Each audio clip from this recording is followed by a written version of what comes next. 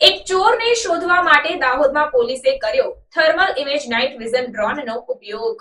Gujarat police હવે high tech બની રહી છે। ગુજરાતના છેવાડાના જિલ્લાની પોલીસે ટેકનોલોજીની મદદથી રાતના અંધારામાં ચોરને પકડ્યો હતો।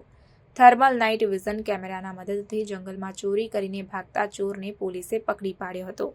ત્યારે ગૃહ રાજ્યમંત્રી હર્ષ સંઘવીએ દાહોદ એસપી અને તેમની ટીમને અભિનંદન પાઠવ્યા હતા।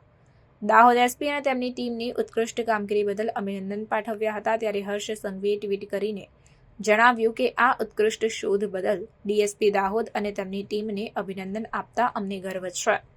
ગૃહ રાજ્યમંત્રી હર્ષ સંઘવીએ સમગ્ર કામગીરીના વખાણ કરતા કહ્યું કે દાહોદ એસપી અને ટીમ દ્વારા ઉત્કૃષ્ટ કામગીરી। શું તમે ક્યારેય વિચાર્યું છે કે આદિજાતિ જિલ્લા પોલીસ ગ્રામીણ પોલીસિંગ માટે નવા માપદંડો સુયોજિત કરીને કેસ ઉકેલવા થર્મલ ઇમેજ નાઇટ વિઝન ડ્રોનનો ઉપયોગ કરી રહી છે।